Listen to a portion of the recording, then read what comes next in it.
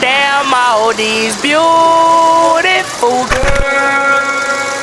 Where there is a big police presence at a home belonging to singer Sean Kingston. This includes the SWAT team. Local 10 News reporter Roy Ramos is live at the scene. And you have some breaking details to bring us, I understand, Roy. Well, Christy and Janice, we have just learned that this is the home of singer and producer Sean Kingston. We are standing right off of Griffin Road and 178th Avenue. Off in the distance there, we were watching as these deputies were initially standing outside of the home, but in the last 15 minutes or so, I can tell you that they have now moved inside. Remember Sean Kingston, the teen sensation who took over the late 2000s with his hit, being arrested by a SWAT team for allegedly stealing over $1 million? His story is one wild ride. Buckle up, because we're diving into the jaw-dropping tale of his... Sean Kingston is under arrest, facing fraud and theft charges. The singer was taken into custody near Fort Irwin, an Army base in a remote part of San Bernardino County, about 150 miles northeast of LA.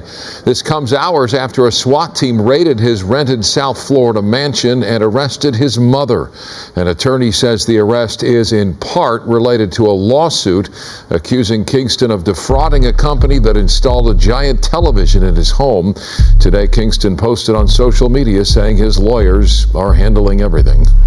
Sean Kingston was born in Miami, Florida, but his family moved to Kingston, Jamaica when he was 6. Growing up, he was surrounded by music, especially since his uncle Lawrence Jack Ruby Lindo is a well-known music producer in Jamaica. When Sean was in high school, he moved back to the U.S. to chase his music dreams. He started building a fan base by dropping tracks on YouTube and MySpace. One of his songs, Life is Hard, did pretty well on the MySpace indie chart, so he started sharing it with various producers and A&R reps. This caught the attention of Matt Tobin, and JR wrote him from Beluga Heights Records, who helped him snag a joint deal with their label and Sony Records. Initially more of a rapper, Matt and JR saw his potential as an R&B singer and pop star, convincing him to go in a more melodic direction to make his music more marketable. Sean then landed a new deal with Epic and Coke Records and started working on his debut album, which included the smash hit, Beautiful Girls. Sean had already finished his album, and Beautiful Girls wasn't even on it. The lead single was supposed to be Take You There, but then Sean heard Stand By Me by Benny King on the radio and got an idea. He told his producer JR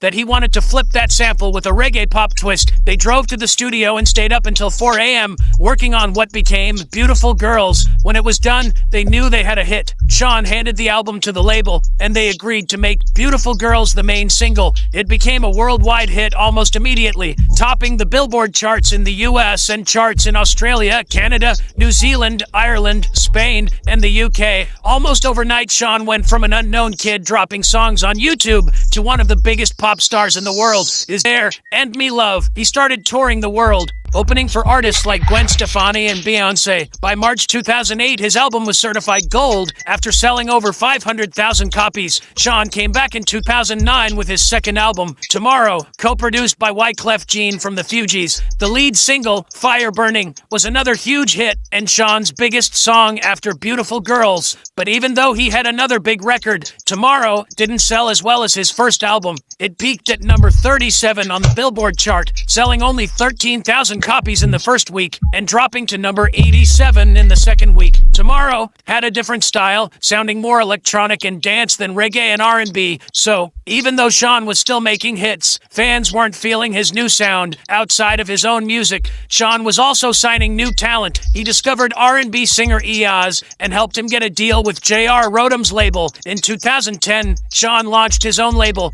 Time Is Money Entertainment, and signed Tory Lanez, who was totally unknown at the time. Sean returned to music in 2013 with his third album, Back to Life. He had another hit with Eenie Meenie, featuring Justin Bieber, which was supposed to be the lead single for Back to Life, but ended up on Bieber's album, My World 2.0. Back to Life still had features from big names like T.I., Chris Brown, Wiz Khalifa, Yo Gotti, Busta Rhymes, and 2 Chainz. But despite all these big names, Back to Life did even worse than Tomorrow. The album didn't even chart, and the lead single, Beat It, featuring featuring Chris Brown and Wiz Khalifa peaked at number 52. Sean Kingston's career hit a tough spot. His first song was a massive hit with over 1 billion streams on YouTube, but after that, it was all downhill. Sean had a decent run, dropping a few successful singles while his career was hot, but by the mid-2010s, his time in the spotlight was pretty much over, and no one was really looking for new Sean Kingston music. In 2013, he announced his fourth studio album, Road to Deliverance, and said he was working on some new music with Zendaya from Disney Channel, but the album kept getting pushed back and didn't end up being released for almost 10 years. At the end of the day, the album did get dropped in 2022. It was deemed as his comeback album, and the Grammys expected to see Sean propelled back into the scene once again. He even posted a lot of content on his IG in order to promote it with his fans and followers.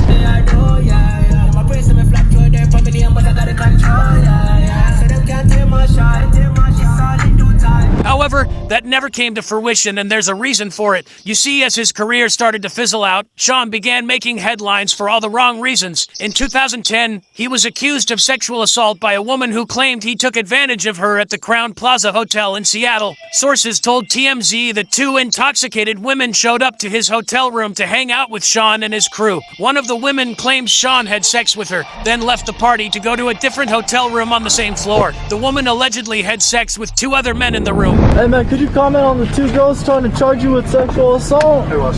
Nah, man, that's a rumor, disrespectful, man. Come on. So no comment? They dropped the case. Yeah, innocent. Innocent, of course you are. Thank you, man. Yeah, I know. Thanks, man.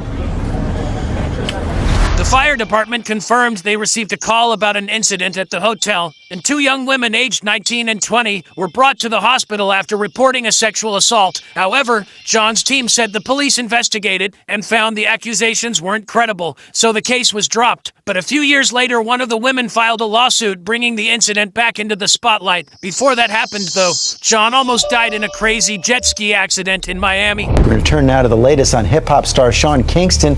He's in stable but critical condition this morning after crashing his jet ski into a Miami Beach bridge early Sunday morning. Lindsay Davis has more on Kingston's dramatic rescue and the man who saved him. This morning, after crashing his jet ski into a bridge over the holiday weekend, Kingston and his female passenger both ended up in the water. We don't know if it was a direct hit or if it was a glancing blow. They did collide with the bridge and they ended up in the water. He remains in a Miami hospital with a broken jaw and several other injuries. Jonathan Rivera is a member of the Coast Guard, but happened to be off duty and out in his boat when he was called over to the scene to help.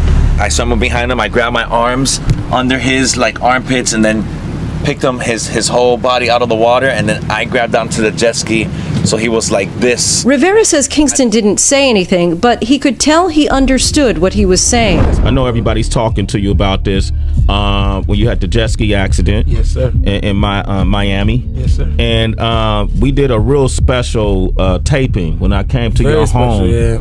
You know, and we did the first interview and your recovery. And number one, it was good to see you because the way they described that accident at that time was like you were on your deathbed. Yeah, it was crucial. How close were you to your deathbed? Like a lot of people don't know, I really actually died twice in the hospital. Wow. So, you know, the title about that, and you know, that was the reason why I wanted to tell old girl. Like, that was really definitely why, you know, I had the idea of, you know, really making back to life the intro and sampling that song and really doing it because it was dope. It was like T.I., you know, he had his own things he was going through, so he was really coming back to life. And it was the same thing with me, you know, like and people don't know that. Sean was riding a jet ski in Miami with a woman when he lost control and crashed into a bridge. Miami Fire Rescue had to save them, and Sean was rushed to the hospital in critical condition. He underwent open heart surgery and several other operations, but eventually made a full recovery after spending 23 days in the hospital. Police said drugs and alcohol weren't involved, but they believed Sean's inexperience with jet skis and reckless behavior caused the crash. They think he released the throttle while turning, which led to the collision. Sean hit the bridge so hard that his head, arms, and chest left a mark in the concrete. He could have died, and the accident could have been avoided if he'd read the manual or taken a safety class. Sean was found legally responsible and ordered to pay $180 for the woman's operation. But Sean's problems didn't end there. Later that year, he was accused of a hit-and-run accident involving a $400,000 Maybach. He was leaving the Geisha House restaurant in Hollywood when he bumped into the fender of a parked Maybach. The incident was caught on tape by TMZ, but Sean denied it happened. A few days later, he was questioned about the crash outside a club, and he still denied it. About a year later, Sean got exposed for fake flexing. He claimed Justin Bieber bought him a new car, but Bieber's team said it wasn't true. Sean had shown up to BOA Steakhouse in a $100,000 chromed-out Fisker Karma, which was actually a gift to Justin from his manager Scooter Braun for his 18th birthday. Sean told TMZ that Bieber gave him the car for being a good friend. To be honest, I got it as a gift, man. A gift? Yeah. Word? Yeah. You know, when you best friends with one of the biggest artists in the world, you know what I'm saying, you get all different type of gifts, you know? Justin quickly told TMZ that Sean's story was all cap. Sean had asked to borrow the car for a night while Justin was on tour, but he definitely didn't give it to him. The car was already back in Justin's garage. Sean's team claimed he was just joking about the car, but this wasn't the last time he used his connection to Justin Bieber to seem richer than he really was. Things weren't looking great for Sean financially either. In 2012, the IRS said he owed over $130,000 in unpaid taxes from 2009. They demanded immediate payment, but Sean refused, so they went after one of his properties. Sean's public image took another hit in 2013 when the woman he allegedly assaulted in 2010 sued him and shared more details about that night. The victim, Carissa Capilotto, said she went to Sean's hotel room for a meet and greet after a Justin Bieber concert. When she arrived, Sean was naked on his bed, already intoxicated from smoking weed and taking 7 to 10 shots of vodka. Carissa claimed Sean's bodyguard threw her onto the bed. Then Sean and 2 other men allegedly assaulted her while she was too intoxicated to fight back. Carissa's friend eventually rescued her and they called the police. Carissa said that night ruined her life and sued Sean for $5 million in damages. Sean denied the accusations, saying the sex was consensual, but the lawsuit ended in a multi-million-dollar settlement. He also posted about it on Twitter. He said things like, "In this world, no matter who you are, what you do, they are people trying to bring you down constantly, preying on your downfall, gotta be strong." And he also said, "The devil is working, but I've been through the fire before and it's nothing him and his friends can do to stop me. I believe in God." Done. Things only got worse for Sean after he completely fell off and started going broke. In 2015, Sean claimed he was kidnapped in a deal gone wrong over a $225,000 watch. According to Sean, he bought a watch from Avian Jewelers for $185,000, but stopped making payments because he didn't think it was worth that much. He planned to trade it for a different watch and got into the jeweler's car, but instead of giving him a new watch, the jeweler snatched the original off his wrist and refused to return it. Sean freaked out and refused to leave without the watch, but the jeweler and his crew locked him in the car, drove him to a random spot, and tossed him out. Sean called the cops, and they classified it as a kidnapping. He then warned his fans on Twitter not to deal with Avian Jewelers. That wasn't Sean's only issue with jewelers. In 2014, he was sued by another jeweler, Avidad Jeweler, who claimed he provided Sean with expensive watches, chains, and bracelets, including custom pieces with his initials from 2008 to 2013. Sean even borrowed a $12,000 ring for an appearance on a 106 in Park and never returned it. Sean wrote 7 checks, all of which bounced, so he never paid for the jewelry. Avi claimed Sean owed him over $226,000 and sued to get the money back. A source close to Sean claimed he paid Avi over $300,000 and had the checks to prove it, arguing there was no way Avi would keep giving Sean jewelry for 5 years without getting any payment. However, in 2015, a judge ordered Sean to pay over $365,000. In 2016, Sean was sued again by Aquamaster Jewelers, who claimed Sean picked out 9 pieces of jewelry worth $300,000, said he would have his business manager wire the funds, but instead sent 2 bounced checks. Sean even flexed on Instagram with the jewelry. He didn't respond to the lawsuit, so the judge ruled in favor of Aquamaster, ordering Sean to pay over $300,000. Around the same time, Sean faced another lawsuit from Hiphop Jewelers in Florida for picking up a $60,000 Rolex and a $25,000 gold bracelet, promising to pay the next day, but never did. It seemed Sean had a serious problem with picking out expensive jewelry and not paying the bill. He was also piling up legal bills while not having a hit song in years. Despite all the lawsuits, Sean was interviewed by TMZ, claiming he was wearing around $200,000 worth of jewelry. You know, about a quick 200,000 on right now. Right there? Yeah, about that, you know. This is 85 right here. Whoa, and, man. You know, a lot of people say that. They say I own jewelry and I don't be paying people. You know, about a quick $200,000 on right now, right here, he said, pointing to an $85,000 piece. He also dismissed reports about him being broke as fake news, stating he was spending $25,000 a month living in LA. Sean Kingston could have made a comeback if he had stopped flexing and focused on writing another hit. Instead, over the next few years, he made his situation worse by starting beef with some of the biggest rappers in the game. Amid all the crazy lawsuits, Sean had a $300,000 chain snatched while at a nightclub. He was at the Penthouse nightclub in LA when two guys approached him, which turned into a fight. During the altercation, they snatched Sean's chain and fled the scene. Sean wasn't the only celebrity at the club that night. Meek Mill and The Game were also there to witness it. Neither was involved in the robbery, but The Game later accused Meek and Sean of telling the police he had something to do with it. The Game even took a shot at Meek for snitching in his track 92 Bars. Sean Kingston jumped into the beef by siding with Meek Mill. He posted a video on Instagram saying that he and Meek left the club at the same time, and neither of them talked to the police. Bunty boy, you the same. Your mama was a crook. You a blood. Listen, you fake. You a stripper. The whole world know what you about. Trying to sell some houses. How the look beefing with a pop star? You know what the happened in the club? Ran up, hit me in the head with a bottle. They took off my jewelry. Nobody shot no fade with me. Nobody did nothing. You a Bunty boy. Bumper clock, mother boy. How you feel like, boy? Gotta see a nigga that on the bumper clock change the heart show. You was on a change the heart show. The you talking about? You a disgrace to the blood. Real bloods. You everything you claim for. You 43 years old, still trying to do music. Hit me up. I need a hook. I need you to write for me, Sean. I'm trying to do some shit. Nigga, I was a fan of the documentary. You been ass ever since. This only made The Game angrier. The Game responded with his own Instagram video, dissing Sean and sharing his side of the story. I wonder how many peanut butter and jelly sandwiches Meek had to make your fat jelly bean smuggling and switch up on his Instagram when you know well that you got your robbed in the club, ran for all your jewelry, you ain't do shit. Your nigga sat there and watched you get robbed. You left the club, called my phone, said, "Game, big bro, somebody robbed me. Can you help me get my chains back?" I told your fat that I will see what I can do. Then you got off the phone, called me back 10 minutes later talking about Meek called you and told you that I had you set up and robbed in the club. Then you sued the club, called detectives. Then you called detectives with Meek on the phone, let them speak to Meek, incriminating me and my entourage saying that we robbed you. They had detectives knocking on my door in my crib. You and Meek, you know you can't put hands on nobody but Buster. You can't fight, you ain't gonna shoot shit. So stop fronting for these Instagram followers. I'm on site. Period. Both you.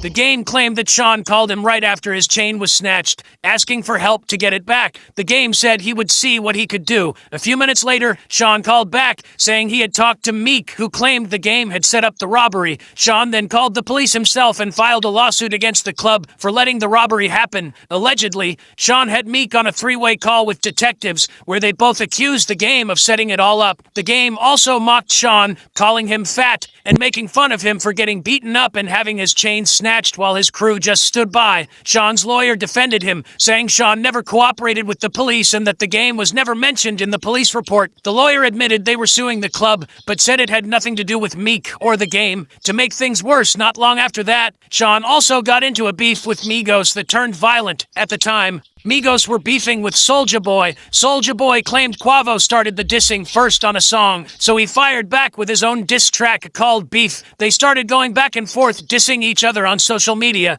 At one point, Soulja Boy claimed he texted Quavo his address to handle it in person, but Quavo refused to show up. But Sean Kingston just wouldn't stop. He ended up getting attacked over it a few months later. Sean was at the Sands Expo and Convention Center in Las Vegas when he encountered Migos, leading to an argument about the Soulja Boy situation. A major brawl erupted, and Sean ended up being beaten up by Migos' crew. Reportedly, Sean's crew even pulled out a gun and fired a shot, though no one was hit. By the time police arrived, both Sean and Migos had already left. Sean was later stopped in traffic and questioned, but reportedly cooperated without naming anyone. The Migos were not arrested for the fight. After that, things went quiet for Sean. His name rarely came up unless it was in a negative light. He hadn't released a hit song in over a decade, and by then his fans had moved on. In 2019, Sean was arrested outside Dino's Chicken and Burgers in LA after witnesses saw him waving a pistol. His car was blocking the parking lot exit, which angered people. Sean reacted by throwing ice at the restaurant window to scare diners. At one point, he brandished the gun, waving it around. Someone called the police, and Sean was arrested, with the entire incident captured on video.